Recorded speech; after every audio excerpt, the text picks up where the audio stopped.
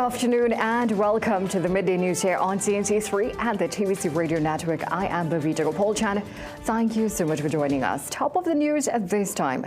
Former Prime Minister Stuart Young will not be receiving a prime ministerial pension after the Senate yesterday approved the Prime Minister's Pension Amendment Bill 2025, which now sets a minimum one-year term in office for any Prime Minister to qualify for a state pension. The bill also has a tiered payment structure based on time served. Crucially, the bill applies retroactively from March 10th, 2025, disqualifying Young, who served from March 17th to April 28th. Now, the bill required a 3/5 majority to pass in both houses of parliament, meaning the government needed the support of at least 4 senators from either the independent or opposition benches. The House of Representatives passed the bill on June 27th, with 27 government MPs in favor and 11 opposition MPs abstaining. In the Senate, the government again secured the numbers, with 20 senators voting in favor, none against, and 10 abstaining. The passage came one day after the United National Congress launched a direct attack on the independent Senate bench, questioning their neutrality ahead of the vote. Let's take a look at how the independent bench voted. Mr. Vieira, SC. Abstain. Mr. Timal. Yes.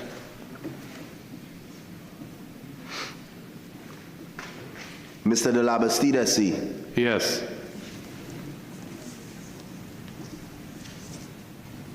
Mrs. Jones-Simmons. Abstain. Mr. Lewis. Yes. Dr. Marie. Abstain. Mrs. Lalit Etienne. Yes. Mr. McNish. Yes. Ms. Phillips. Abstain.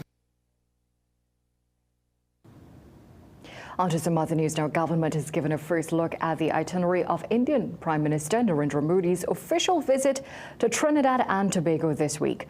Modi is scheduled to arrive in the country on Thursday. On that evening, he'll attend a community diaspora event at the National Cycling Velodrome in Couva. On Friday, Modi's schedule includes a courtesy call with President Christine Kanglu at the office of the President, after which he will deliver an address to a joint sitting of Parliament. His visit wraps with a ceremonial exchange of memoranda of understanding, a symbolic tree planting at the parliamentary complex. Energy Minister Dr. Rodal Munilal has called for a comprehensive assessment of critical pipeline infrastructure, as he announced that 90% of the Marabella Bayshore oil spill, which impacted dozens of residents over the weekend, has been cleaned up. They were able in 3 hours to clamp the pipeline. Is a 12-inch trunk line. They were able to clamp it. We had some contamination with the vegetation in the area, but if you notice off the highway opposite the Brand Lara there, a lot of work has been done to clean up that area and to protect the vegetation and so on. And in terms of New City in Marabella, we have done extensive work there with the booms and the absorption technologies and so on to remove the oil and water mix, and for treatment. In fact, that is also subject to recovery. Moving on now, an early win for Tobago is how Chief Secretary Folly Augustine is describing Caribbean Airlines' decision to reintroduce a late-night flight between the islands. Yesterday, the airline announced it would add an additional service to and from Tobago effective July 1st. The late-night service has not operated since the COVID-19 pandemic. Augustine tells CNC3 News its resumption is long overdue. We have asked, we have begged, we have pleaded, we have been on our knees, and finally the people of Tobago decided we will vote about it, and we are happy for this very early win. And we see that there will be a need for perhaps an additional late night flight, but we are very grateful that it is resuming. Now, the suspension of the late flight has been long a sore point for Tobago officials, with several publicly calling for its resumption over the past 3 years. The issue was brought up in a May meeting, that is, with Prime Minister Kamala Persad-Bissessar, and a formal request was later submitted to the government by the TTP's two Tobago MPs. Augustine says the flights benefit day trippers and those seeking to connect from international flights to Tobago now that there is no need to overnight in Trinidad. He's now hoping that Caribbean Airlines will bring another flight to Tobago. Just under a year ago, or about a year ago, we started negotiations with Caribbean Airlines for a direct Toronto to Tobago flight. We had an agreement, everything, and because of the politics in Trinidad, Caribbean Airlines was instructed not to carry out the deal, although we had a solid deal with Caribbean Airlines. I am hopeful that now that the politics have changed and Tobagonians have voted a different way, that Caribbean Airlines will also revisit that initial agreement that we had for that direct flight. Tourism Secretary Tashia Barris also called it a move in the right direction. She tells CNC3 News she hopes it is the beginning of the return of all domestic pre-COVID flights, as well as a precursor to more direct connections to Tobago. To news of crime now, police are investigating the theft of a bucket of ice cream and a television from a Caranage preschool. The incident occurred sometime between Sunday night and early on Monday morning. Police said a volunteer at the school locked the building at around midday on Sunday and left for the day. She returned on Monday morning and noticed that the TV set in one of the classrooms was missing. The bandits also stole a bucket of strawberry cheesecake ice cream from the refrigerator and a pack of microwave popcorn. Caranage police were called in and discovered that the thieves entered the school by prying open a burglar-proof door. Let's take a short break. We'll be right back. Get the best in affordable eyewear. Frames with blue filter lenses and eye exam, $399. Single vision lenses with transitions on designer frames, $799. Progressive transitions with designer frames, $1,399. Happening only at Seaview Optical. Affordable eye care for everyone. Move from CXC to your business management degree in just over 2 years with the globally and ACTT recognized ABE qualification at CTS College. Students with limited CSEC passes or mature candidates with work experience can enroll. Each level can be completed in under 6 months, with a diploma awarded upon completion of each level and a bachelor's degree awarded at the end of the entire program. Contact CTS College today and ask about our flexible payment terms. Things don't always go as expected. Be ready with Trinry for auto, home, business and group life. Call us at 800-TRIN or visit trinry.com today. Huge insurance premium.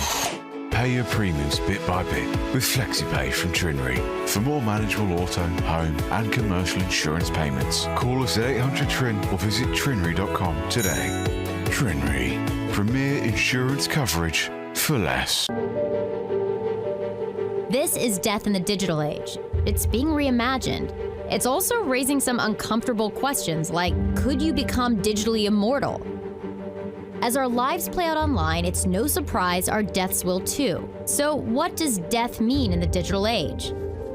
To answer that question, now I know it might sound morbid, but in this episode, I'm preparing to die.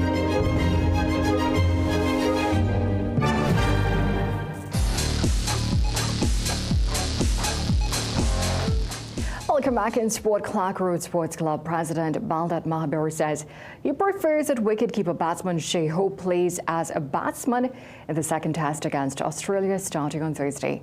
Mahabir was speaking in the aftermath of West Indies' 160-run defeat at the hands of Australia inside 3 days.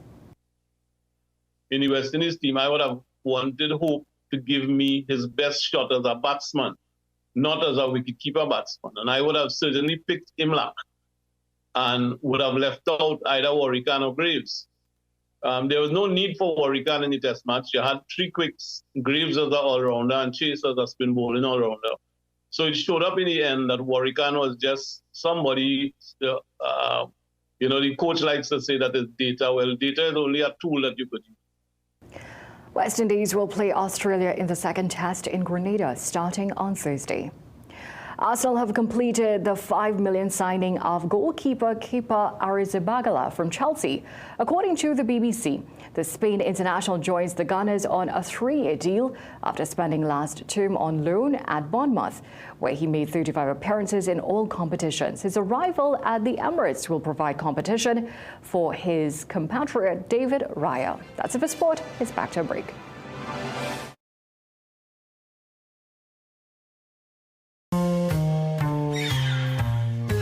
Things don't always go as expected. Be ready with Trinry for auto, home, business and group life. Call us at 800 TRIN or visit trinry.com today. Huge insurance premium. Pay your premiums bit by bit with FlexiPay from Trinry. For more manageable auto, home and commercial insurance payments, call us at 800 TRIN or visit trinry.com today. Trinry. Premier insurance coverage for less. Who is David Rothschild? It's a tough question. Spanning 20 years, my adventures have taken me on expeditions across the polar ice, through deserts and rainforests, and I've even crossed the Pacific in a boat made of recycled plastic bottles. But to me, being an explorer is looking through the lens of curiosity rather than conquering nature. These are the modern explorers.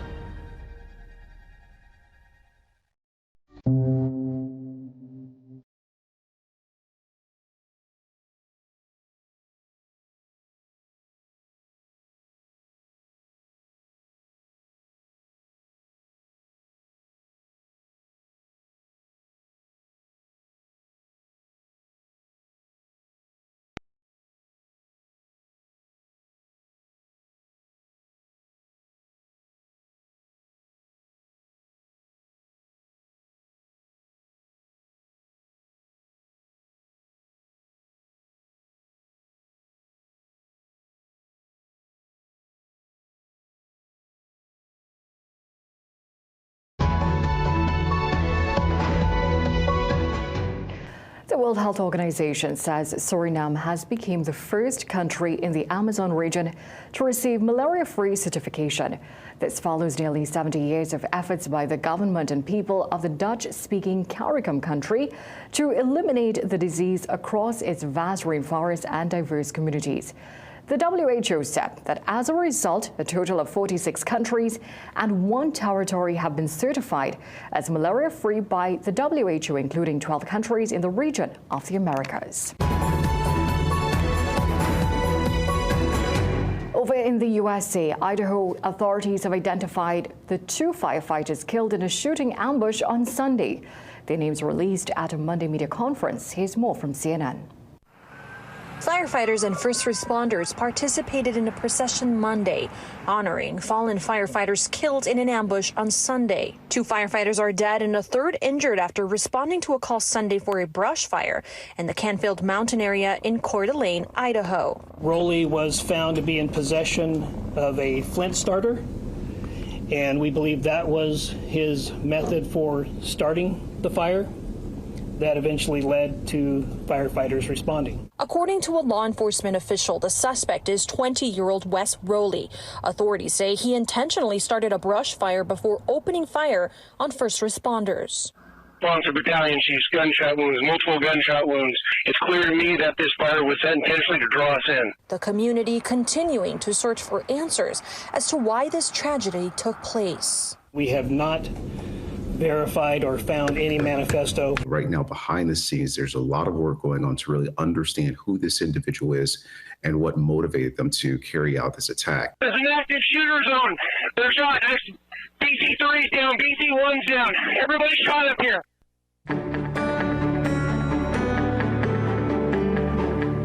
Well, it's time to check in with Jean-Marc Rampersad for the weather forecast.